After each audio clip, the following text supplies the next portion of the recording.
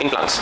यहाँ लिखा जरूर है रेस्पिरेशन इन प्लांट्स, लेकिन रेस्पिरेशन जो है वो प्लांट भी करते हैं और एनिमल भी करते हैं। ठीक है, प्लांट में भी माइटोकॉन्ड्रिया में ही हो रहा है और एनिमल में भी माइटोकॉन्ड्रिया में ही हो रहा है। प्लांट का भी यूकैरियोटिक सेल है, एनिमल का भी यूकैरियोटिक सेल है। ठीक है, हमारा यूकैरियोटिक सेल और इसका यूकैरियोटिक सेल क्या जो इसका यूकैरियोटिक सेल प्लांट का और एनिमल का यूकैरियोटिक सेल, इसका माइटोकॉन्ड्रिया इज 100% सिमिलर। हमारे माइटोकॉन्ड्रिया और प्लांट के माइटोकॉन्ड्रिया में कोई फर्क नहीं है, सेम है। तो माइटोकॉन्ड्रिया के अंदर जो होने वाली प्रोसेस है वो भी तो सेम होगी ना, 100% सेम होगी।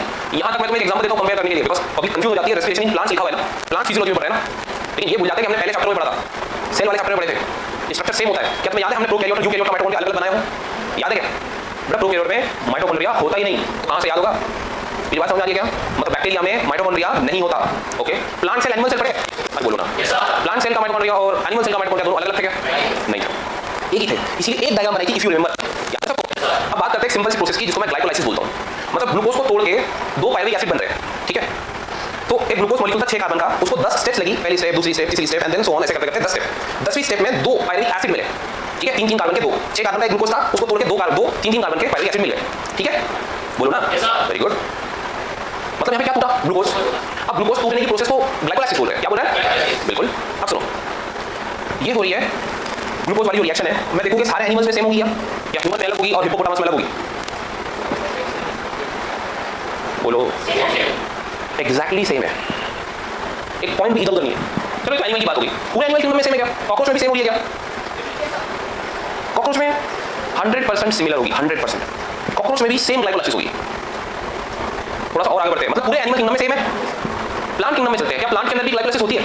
प्लांट ग्लूकोज बनाता है कि ग्लूकोज तोड़ता है? बेटा फोटोसिंथेसिस में ग्लूकोज बनाता है, रेस्पिरेशन में ग्लूकोज तोड़ता है। सिंपल, फोटोसिंथेसिस में ग्लूकोज और रेस्पिरेशन में ग्लूकोज, सिंपल। तो प्लांट में भी ग्लाइकोलाइसिस हो रही है, ग्लूकोज टूटा है, मतलब रेस्पिरेशन प्लांट भी करते हैं। अब रेस्पिरेशन से बहुत सारे लोगों को ऐसा लगता है कि बस इनहेल एक्सहेल, बेटा वो ब्रीदिंग था। प्लांट ब्रीदिंग नहीं करता, प्लांट के पास में कोई ब्रीदिंग अपैरेटस है ही नहीं। इसके पास में, प्लांट के पास लंग्स होते हैं, टकिया होता है, गिल्स होता होगा, क्यूटेनियस रेस्पिरेशन होता होगा, कुछ भी नहीं होता, नथिंग। जितने अलग अलग टाइप के तुमने रेस्पिरेटरी ऑर्गन्स पढ़े थे, पूरी लिस्ट बना के हमने लिखे थे, टेबल बनाए थे, उसमें से एक भी नहीं है प्लांट में। मतलब ब्रीदिंग तो नहीं कर रहा, लेकिन आपने जिस लिए ब्रीदिंग किए थे, आपने ब्रीदिंग क्यों करते? एक्सचेंज ऑफ गैसेस करने के लिए। ब्रीदिंग क्यों करते हमने? एक्सचेंज ऑफ गैसेस करने के लिए, वो ये कर रहा है। इसके पूरे एरियल सरफेस पे छोटे छोटे पोर्स है जिसको हम स्टोमेटा बोलते हैं। पढ़े थे डायग्राम में? बिल्कुल, इस साल एग्जाम में भी आया था फोटो स्टोमेटा का, देखिए होगा पेपर। हाँ, तो स्टोमेटा से बाहर के एटमॉस्फेयर से CO2 अंदर जा रहा है, कार्बन डाइऑक्साइड अंदर गया और ऑक्सीजन बाहर निकला। तो क्या ये रेस्पिरेशन है? बोलो ना जल्दी। हाँ, तो रेस्पिरेशन ही है ना, मतलब रॉन्ग आंसर। बेटा जब हम रेस्पिरेशन करते हैं तो ऑक्सीजन रिलीज नहीं होता, ऑक्सीजन कंज्यूम होता है, रिलीज CO2 होता है। ये बहुत छोटा सा पॉइंट है जहां तुम कंफ्यूज हो सकते थे और तुम हो गए। अब मैं सबको बता दूं, जो पब्लिक सो रही थी, जिनको पता नहीं चला क्या हो गया, उनको बता देता हूं। इधर देख लो, बहुत सिंपल सी बात है। अगर मैं फोटोसिंथेसिस की बात करूं तो यहां पर ऑक्सीजन है, वो रिलीज हो रहा है और CO2 कंज्यूम हो रहा है। नहीं समझा? नहीं समझा? तो क्या ये एक्सचेंज ऑफ गैसेस है? यस। यहां पर भी गैस रिलीज हो रही है, यहां पर भी गैस जा रही है, जिसको कंफ्यूज किया जाता है रेस्पिरेशन से। यहां पर ऑक्सीजन कंज्यूम होगा और CO2 रिलीज होगा। पब्लिक समझा या नहीं? अब तो सबको समझा। ये छोटा सा फर्क है, मेरी बात ध्यान सुनना। हम इसको रेस्पिरेशन बोलते ही नहीं, इवन दो हमने यहाँ पे पढ़ा था कि एक होता है स्टोमेटा, जहां से एक्सचेंज ऑफ गैसेस होगा। क्या याद आया? एक मिनट, मैं थोड़ा सा होल्ड करता हूँ। मैंने तुम्हें एक चैप्टर पढ़ाया था breathing and exchange of gases नाम का, वहां पे हमने एक्सचेंज पढ़े थे। मतलब हमारे लंग्स में एक्सचेंज ऑफ गैसेस हो रहा है, ऑक्सीजन अंदर आ रहा है और CO2 बाहर निकल रहा है। यस और नो? याद है सबको? CO2 रिलीज हो रहा है, ऑक्सीजन कंज्यूम हो रहा है। यस और नो? मतलब ऑक्सीजन हम खा रहे हैं और CO2 रिलीज कर रहे हैं, छोड़ रहे हैं। समझा? पक्का? तो जो हमारे लंग्स और ब्लड के बीच में हो रहा है वो क्या है? लेकिन है तो एक्सचेंज ऑफ गैसेस। एक्सचेंज मतलब लेन देन किसका? गैसेस का। गैस का लेन और देन, समझ रहा है? लेना देना। तो यहाँ पे कौन आया कौन गया ये समझा क्या? फोटोसिंथेसिस अगर हो रही है तो किसका लेन देन होगा? अरे बोलो दो। ऑक्सीजन यहाँ से रिलीज होगा, CO2 यहाँ से, कुछ तो समझा? एक मिनट, अब मैं मजे की बात बताता हूँ। हालांकि तुम्हें पता है, लेकिन क्वेश्चन फॉर्मेट में जैसे मैं पूछूं तो तुम नहीं बता पाओगे, जैसे मैंने ये तुम्हें पूछा और तुम नहीं बता पाया। ये हो रहा है क्लोरोप्लास्ट, ये हो रहा है माइटोकॉन्ड्रिया।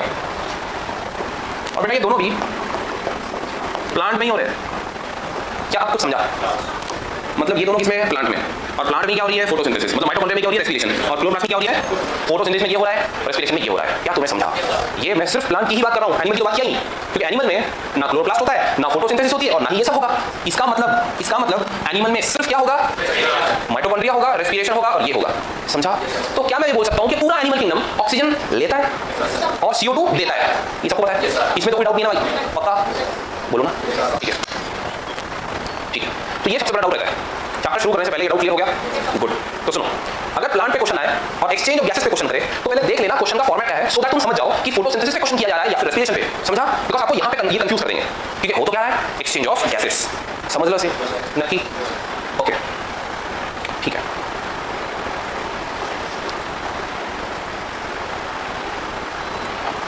अब देखो, इन्होंने भी कंपेयर करके ही समझाया है। ये बोल रहे हैं हम सबके सब ब्रीथ करते हैं जिंदा रहने के लिए। सही बात है क्या? All of us breathe to live, but why is breathing so essential to life? क्यों जरूरी है? बिकॉज एक्सचेंज ऑफ गैसेस करेंगे ना हम। बोलो ना, what happens when we breathe? बताओ क्या होता है? ऑब्वियसली हम ब्रीथ करेंगे तो गैसेस अंदर जाएगी और गैसेस बाहर जाएगी, जिसका नाम है exchange of gases. Exchange of gases होगा तो हम रेस्पिरेशन कर सकते हैं, यस और नो? हम एनिमल्स फोटोसिंथेसिस कर सकते हैं क्या? नहीं। ओके, क्या यहाँ पे हम फोटोसिंथेसिस वाली बात डिस्कस करेंगे? नहीं। हमने फोटोसिंथेसिस में फोटोसिंथेसिस पढ़ी, एक क्लोरोप्लास्ट में होगी, उसके अंदर साइक्लिक होगा, नॉन साइक्लिक होगा, डार्क रिएक्शन होगी, केल्विन साइकिल होगी, C3 C4 जो भी था सब पढ़ लिया तुमने? सब याद आ रहा है तुम्हें? बस ठीक है। अब हम पढ़ रहे हैं respiration. Do all living organisms, ठीक है, including plants, microbes, breathe? If so how? क्या ये लोग ब्रीथ करते हैं? और अगर ऐसा है तो हाउ, कैसे करते हैं? Very good. स्टोमेटा से, लेंटिसेल से। ये प्लांट है, इधर देखो, ये प्लांट है, ये प्लांट है और प्लांट के पूरे बॉडी सरफेस पे छोटे छोटे पोर्स है, गड्ढे, छोटे बहुत छोटे माइनर पोर्स। ठीक है, अब उसको मैं क्या बोल रहा हूँ? स्टोमेटा। स्टोमेटा दिखता कैसे? आसपास में सब्सिडियरी सेल्स होते हैं, फिर गार्ड सेल होते हैं, गार्ड सेल की वॉल कहीं पे थी, कहीं पे 3 होती है, याद है ना? सिंपल, जो हमने डायग्राम बार बनाए, वहां से ऑक्सीजन अंदर जाएगा, CO2 बाहर निकलेगा। क्या मैं सही बोल रहा हूँ? रेस्पिरेशन के लिए ऑक्सीजन अंदर जाएगा क्या? CO2 बाहर निकलेगा क्या? यस, क्लियर है? पक्का? All organisms needs energy for carrying out daily life activities. अब थोड़ा सा फ्लैशबैक में चलते हैं। मैंने तुम्हें जब breathing and exchange of gases पढ़ाया था तब बेटा क्वेश्चन पूछा था ये चैप्टर क्यों पढ़ रहे हैं? किसी को याद है? मैं फिर पूछ रहा हूँ, थोड़ा सा तो देखो, बहुत छोटा सा क्वेश्चन पूछ रहा हूँ। क्वेश्चन क्या है कि हम ब्रीदिंग क्यों करते हैं? जिंदा रहने के लिए। थोड़ा बायोलॉजिकल आंसर उसका ये होगा कि सर हमें ना ईच एंड एवरी सेकंड, हर पल के लिए ऑक्सीजन चाहिए।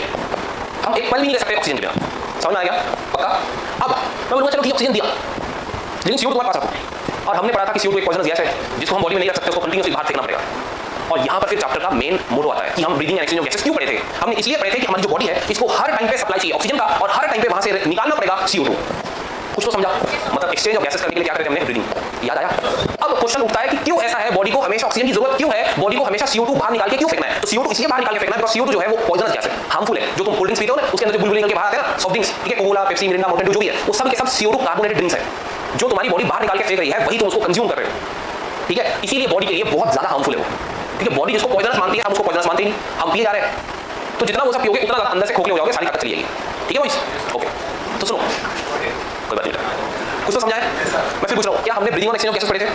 क्यों पढ़े थे वो चैप्टर? बिकॉज बॉडी को चाहिए हमेशा के लिए और निकालना पड़ेगा, वो भी क्यों करना पड़ रहा है?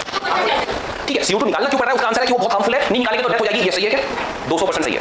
अगर आपने बहुत बार सुना होगा ना कि वो बहुत सारी स्टोरीज आती है, खबरें आती रहती है कि वो कुछ स्कूल कॉलेज के बच्चे थे जिन्होंने शर्त लगाई कि भाई ये कोल्ड ड्रिंक कौन जल्दी मिलेगा, कौन ज्यादा पी सकता है, और जिसने ज्यादा पी लिया उसकी डेथ हो गई। यस, कई बार ऐसा हुआ है। अगर CO2 का कंसंट्रेशन आपकी बॉडी में बढ़ जाए तो डेथ हो जाती है, इमीडिएट डेथ। मानते हो? पक्का? इतना क्लियर है? सबको क्लियर है कि नहीं? अब दूसरा सवाल, ऐसा क्या प्रॉब्लम है आपकी बॉडी में कि आपको हर सेकंड ऑक्सीजन चाहिए? थोड़ा सब्र रखो ना, 2 दिन बाद लेंगे ना। क्यों चाहिए आपको हर सेकंड ऑक्सीजन? एग्जैक्टली, एनर्जी के लिए। ऑक्सीजन में कहाँ एनर्जी भाई? O2 को तोड़ो तो बॉन्ड ही नहीं है उसमें। अरे बॉन्ड से क्या बहुत सारे, और बॉन्ड में क्या होती है? तो ऑक्सीजन में एनर्जी है क्या? बोलो, ऑक्सीजन में एनर्जी नहीं है। बोलो ना, पूरा बोलो, ऑक्सीजन में एनर्जी नहीं है क्या? तो फिर तुम ऐसे कैसे बोल रहे हो ऑक्सीजन की वजह से एनर्जी मिलेगी? हम ऑक्सीजन का यूज करके फूड को तोड़ेंगे। मेरी बात ध्यान से सुनो, मेरे हाथ में पत्थर है और एक हाथ में एप्पल है, मैं एप्पल को पत्थर से ऐसे मार रहा हूं तो एप्पल टूट रहा है ना? समझा क्या? एग्जैक्टली, वो पत्थर जो है ना ऑक्सीजन है।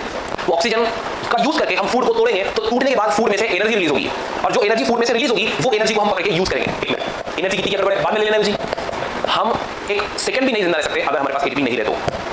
एनर्जी बोले तो मैकेनिकल, इलेक्ट्रिकल, पोटेंशियल, ये एनर्जी नहीं, केमिकल, वो भी यूजेबल फॉर्म में होनी चाहिए, एटीपी, एडिनोसिन। कुछ समझा? मतलब मेन मोटो हमारा एनर्जी को लेकर था, बिकॉज हमारे सेल की इमीडिएट डेथ हो जाती है, मतलब हम मर जाएंगे अगर एटीपी नहीं रहेगा। तो एटीपी किससे मिला? हमें ऑब्वियसली फूड से मिला, जो हमने खाना खाया था, लेकिन खाने से एटीपी निकालने का काम ऑक्सीजन करेगा, जिसको हम ऑक्सीडेशन ऑफ फूड बोलते हैं। क्या बोलते हैं? समझ गए? और ऑक्सीडेशन ऑफ फूड करने के लिए क्या चाहिए? ऑक्सीजन। ऑक्सीजन के लिए क्या करना पड़ेगा? समझा? पक्का? अरे बोलो ना, समझ में आ गया? इसीलिए हमने कौन सा चैप्टर पढ़े थे? ब्रीदिंग एंड, अब देखो यहाँ पर भी वो कलेक्ट कर रहा है, जितना कलेक्ट करके पढ़ोगे पढ़ने की जरूरत नहीं पड़ेगी। ऑल लिविंग ऑर्गेनिज्म नीड्स, क्यों चाहिए? Carrying out daily life, yes daily life activity बोले तो बोलना है, चलना है, खाना है, पीना है, सोचना है, बैठना है, जिंदा रहना है, तो क्या चाहिए? एनर्जी। क्या चाहिए? अब एनर्जी कहाँ से आएगी? ऑक्सीजन से। कहाँ से आएगी? या फूड से। बेटा एनर्जी जो है ना वो बॉन्स में स्टोर होती है, और आप जो ग्लूकोज खा रहे हो, जो स्टार्च खा रहे हो, कार्बोहाइड्रेट, प्रोटीन, यहाँ से आती है एनर्जी, ठीक है, लेकिन इसमें से एनर्जी हम निकाल नहीं सकते जब तक कौन नहीं हो गुड, ठीक है। तो देखो इधर ये बोल रहा है चाहे एब्जॉर्प्शन हो, ट्रांसपोर्ट हो, मूवमेंट हो, रिप्रोडक्शन हो, ब्रीदिंग हो, कोई भी काम करो तो तुम्हें क्या चाहिए? एनर्जी। कोई भी काम करने के लिए क्या चाहिए? यस, ठीक है। We know we eat food for energy, हम एनर्जी के लिए क्या खाते हैं? खाना खाते हैं। But how is this energy taken from food? लेकिन ये खाने में से एनर्जी निकल कैसे रही है, ऐसा इनका क्वेश्चन है। How is this energy utilise, और ये यूज कैसे हो रही है? हमें पता है एटीपी फॉर्म में यूज होती है। Do all food give the same amount of energy? नहीं, हमने देखा था कार्बोहाइड्रेट से भी ज्यादा एनर्जी फैट्स में होती है, याद है तुम्हें? पक्का? यस। डू प्लांट्स ईट? ये खाते क्या? नहीं खाते, बिल्कुल भी नहीं। कभी कभी रोटी खा लिया प्लांट को, नहीं खा ले, नहीं खाता रोटी वोटी। कभी देखा प्लांट को खुद ही एप्पल निकाल खुद ही खा लिया? नहीं खाता ना, तो प्लांट खाना खाते क्या? तो प्लांट फूड खाते ही नहीं, तो उनके फूड में से एनर्जी कहाँ से निकलेगी? मतलब प्लांट के पास एनर्जी, वाह बेटा वाह, नहीं वाह वाह, क्या बात है, गजब। प्लांट के पास एनर्जी है क्या? प्लांट तो खाने नहीं खाया सालों से, भूखा बेचारा। जाओ थोड़ा बिरयानी डालो, एक आध दो पैकेट। प्लांट बिरयानी खाता क्या? ये देखो यस बोल रही है। देखो बेटा बायोलॉजी का सब्जेक्ट है ना, जिसको चेंज नहीं करते। देखो अगर तुम्हारी बायोलॉजी को चेंज कर दूं, समझ रहे हो ना, तो फिर तुम रहेंगे, तुम वहां हो जाएंगे फिर। तो बायोलॉजी चेंज करते क्या? आज से 5000 साल पहले भी माइटोकॉन्ड्रिया ही था, और आज से 50000 साल बाद भी माइटोकॉन्ड्रिया रहेगा। उसको वही पढ़ेंगे, poles of the cell, double membrane होती है, सेमी ऑटोनॉमस ऑर्गेनेल है, उसके अंदर सर्कुलर डीएनए होगा, उसके अंदर 70 एस राइबोसोम होगा, है ना, उसके साइटोप्लाज्म को मैट्रिक्स बोलेंगे, उसमें क्रिस्टी होगी, उसके अंदर पार्टिकल्स होंगे। सिंपल सेम डिस्क्रिप्शन जो तुम अभी किताबों में लिख रहे हो, जब तुम्हारे बच्चों के बच्चे होंगे वो भी ये सेम डिस्क्रिप्शन लिखेंगे, नोट उठा के रखना, क्या होगा? समझ आ रहा है क्या? हाँ, क्योंकि बायोलॉजी चेंज, हाँ इसमें थोड़ा सा इवोल्यूशन हो सकता है, लेकिन उसके लिए भी हजारों साल लगेंगे। समझा क्या? पक्का? तो बायोलॉजी को चेंज करने की कोशिश नहीं करना बेटा। जैसे मैं पूछ रहा हूँ अभी कि प्लांट बिरयानी खाता क्या, तुम बोल रहे हो खाता, सब चेंज हो जाएगा। तो बताओ प्लांट खाता क्या? नहीं खाता। तो जब प्लांट खाना खाता ही, हमने जब खाना खाया था तो एनर्जी हमें कहाँ से मिली? बोलो ना, मतलब फूड से एनर्जी निकालने का नाम हमने रेस्पिरेशन दिया, नहीं दिया? फिर रिपीट कर रहा हूँ, फूड से, हमारे खाने से एनर्जी निकालने का नाम हमने रेस्पिरेशन दिया क्या? तो प्लांट भी रेस्पिरेशन हुआ है, मतलब यहाँ पे इसके खाने से क्या निकलेगी? एनर्जी। ये होना चाहिए था ना, ये तो खाता ही नहीं, निकालो। एग्जैक्टली, उसको खाने की जरूरत नहीं है, उसने खुद खाना बना के रखा हुआ है। समझ रहे हो क्या? जब घर में ऑलरेडी बिरयानी हो तो हम बाहर से ऑर्डर नहीं करते। समझ आ रहा है क्या? जोमेटो स्विगी का कोई इस्तेमाल नहीं है। अगर घर में बहुत अच्छा बनाए, समझ आ रहा है? बिल्कुल। अगर घर में बैगन बने, है ना, या फिर जो भी अपने को नहीं पसंद है तो बाहर ऑर्डर करते ना, लेकिन ये ऑलरेडी बिरयानी बना रखा है, क्यों? बिरयानी क्या स्टार्च, तो स्टार्च बना है ना, कौन बना रहा है? प्लांट स्टार्च बना रहा है ना, ओके ठीक है। Where do plants get their energy from? कहाँ से मिलती है प्लांट को एनर्जी? वो फोटोसिंथेसिस से जो फूड बनाया था वही फूड को तोड़ेगा और एनर्जी लेगा। समझ आ गया? Good. And micro organism for their energy requirement do they eat food? या माइक्रो ऑर्गेनिज्म भी खाना खाते हैं? यस, अगर वो हेटेरोट्रॉफ है तो। अगर माइक्रो ऑर्गेनिज्म फोटोट्रॉफ है तो खाना नहीं खाएंगे। अब मैं ये वाला पॉइंट क्लियर कर देता हूँ, बाकी कहानी फिर हम अगले लेक्चर में देखेंगे। पब्लिक यहाँ देखो, एक चीज पहले मैं समझा देता हूँ। ये है प्लांट्स। प्लांट्स में सनलाइट है, सनलाइट है नहीं, आ रही है, आ रही है, आ गई। इससे क्या बना? एटीपी। एटीपी बना, इधर देख ले बेटा, क्या एनर्जी बनी? तो रेस्पिरेशन हो गया ना? क्या मारूंगा पागलो?